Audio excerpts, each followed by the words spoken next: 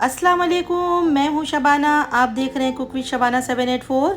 आज हम बनाएंगे मठरी, सुपर क्रिस्पी, करारी और क्रंची, जिसका स्वाद खाने में बिल्कुल मार्केट जैसा लगेगा और आप इसे घर में बहुत आसानी से बना सकती हैं। हम इसे कसूरी मेथी से नहीं बनाएंगे, बल्कि फ्रेश हरी मेथी से बनाएंगे। सर्दी के मौसम में मेथी का सेवन करते रहना चाहिए। मेथी हमारे लिए बहुत फ़ायदेमंद है, तो चलिए इसे बनाना शुरू करते हैं। बिस्मिल्लाहिर्रहमानिर्रहीम। हम इसे एक नए तरीके से बनाएंगे। एक पैन के अंदर हम 1 टेबल स्पून घी लेंगे, इसमें मेथी डाल देंगे। मेथी हमारी 1.5 कप है। इसकी मैंने डंठल निकाल ली हूँ और सिर्फ पत्ते पत्ते लेके इसे बारीक सा काट ली हूँ। अब ये घी के साथ हम इसे भूनेंगे। इसे भूनने से इसका कड़वापन दूर हो जाता है और डंडियों के अंदर कड़वापन बहुत होता है, इसलिए हमने इसकी डंठल पहले से ही निकाल दी है। और इसे भूनेंगे तो इसका पानी भी कम हो जाएगा और ये आटे के अंदर बहुत अच्छे से मिक्स हो जाएगी और गूंदने में बड़ी आसानी होगी।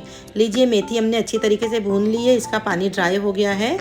अब हम लेते हैं एक थाले में आटा हमने गेहूं का लिया है और 1 कप लिया है। अब इसमें डालेंगे, ये बारीक सूजी है।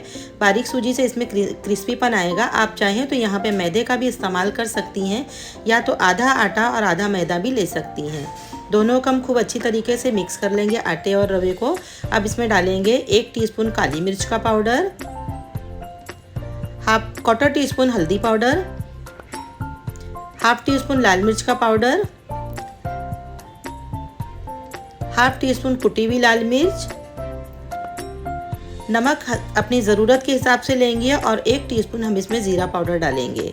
और इन सब मसालों को आटे के अंदर बहुत अच्छी तरीके से मिक्स कर लेंगे। 1 टीस्पून हम अजवाइन लेंगे, इससे इसका जायका भी बढ़ जाता है, खुशबू बड़ी अच्छी आती है। जब आप मटरी या समोसे का आटा गूंथती हैं उसमें डालेंगी तो इससे इसका टेस्ट बढ़ जाता है, खुशबू बड़ी अच्छी आती है। अजवाइन को भी खूब अच्छे से हम मिला लेंगे। अब इसमें डालेंगे 2 टेबल स्पून घी है। घी से ये बड़े खस्ता बन करके तैयार होंगे। आप चाहे तो यहाँ पे तेल का भी इस्तेमाल कर सकती हैं, लेकिन अगर आप घी इस्तेमाल करेंगी तो ज़्यादा बेहतर है। आटे और घी को हमें खूब अच्छे से हाथों से मसलते हुए बिल्कुल एक जान कर लेना है। आटे के एक एक ज़र्रे के अंदर घी अपना चले जाना चाहिए, उसे इतना हमें मिलाना है। हाथों से मसल के आपको घी को बहुत अच्छे से मिक्स करना है। और अगर आप ये मठरी इतनी बेहतरीन बनती कि अगर आप कहीं सफ़र में जा रही हैं तो उसे ले जाइए। बच्चों के टिफ़िन के लिए बहुत बेहतरीन चीज़ है। शाम की चाय हो, हल्की पुल्की भूख हो, तो इसमें मठरी बहुत मज़ा देती है। देखिए, अब इसमें इतना घी या तेल डालना है कि जब हम इसकी मुट्ठी बनाएं तो ये बहुत अच्छे से मिक्स हो जाए।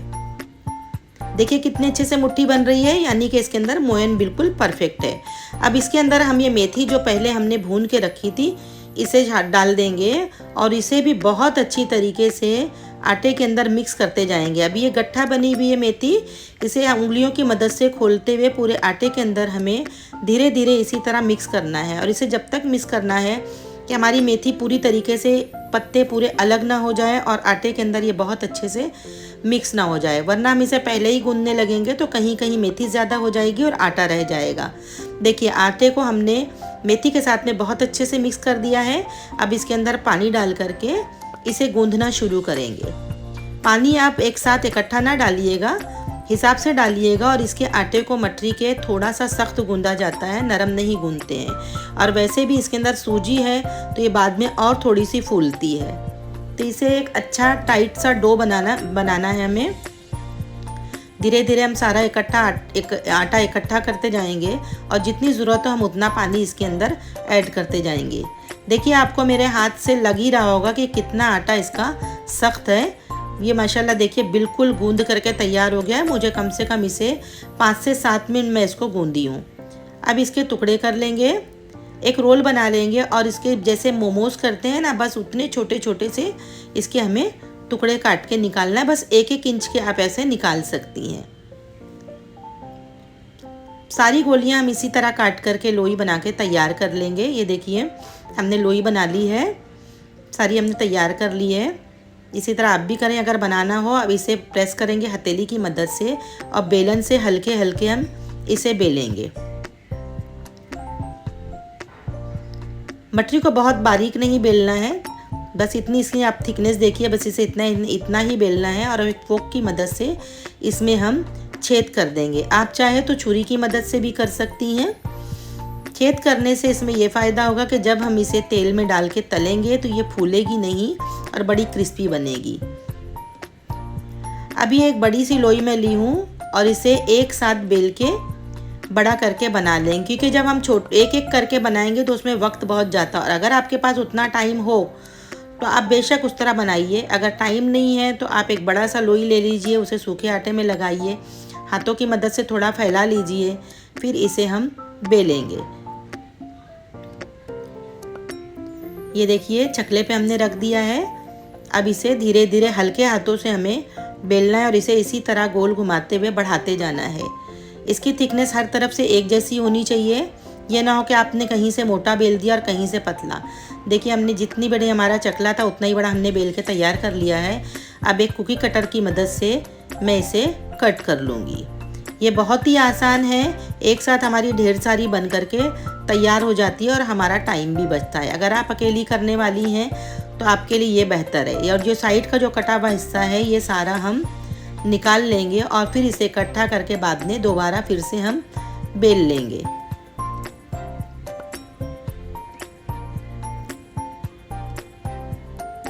देखिए सारी हमारी मठरी बनके बिल्कुल तैयार हो गई और ये एक ही साइज़ की बन करके तैयार हुई है।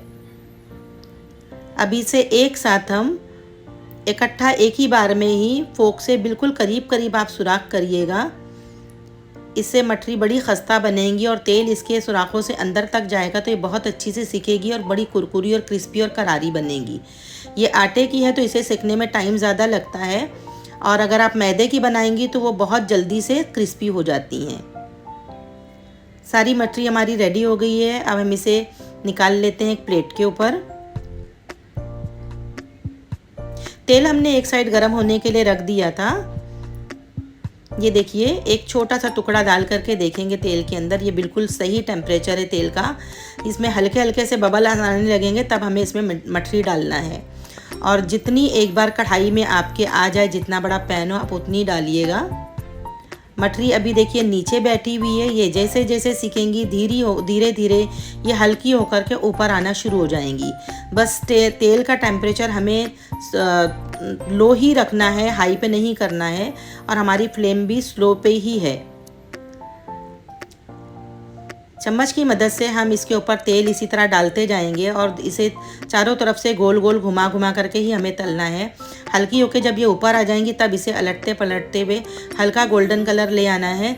ज़्यादा गहरा कलर इसे नहीं देना है, क्योंकि ये जब निकालते हैं हम इसे तो ये रखने के बाद में और ये अपने हीट में ही कुक होते रहती है और इसका कलर डार्क हो जाता है। देखिए माशाल्लाह बिल्कुल बन करके ये तैयार है।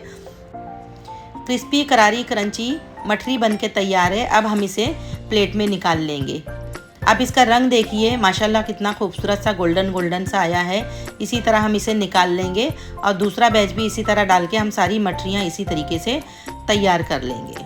अब मैं इसे आपको तोड़ के भी बताती हूँ। देखिए ये कितनी क्रिस्पी बनी है, ये देखिए बिल्कुल खस्ता बनी ना, और ये आटे की बनी हुई है। तो आटा तो वैसे भी हेल्दी है, मैदे से तो बचें, आटा ही खाएं।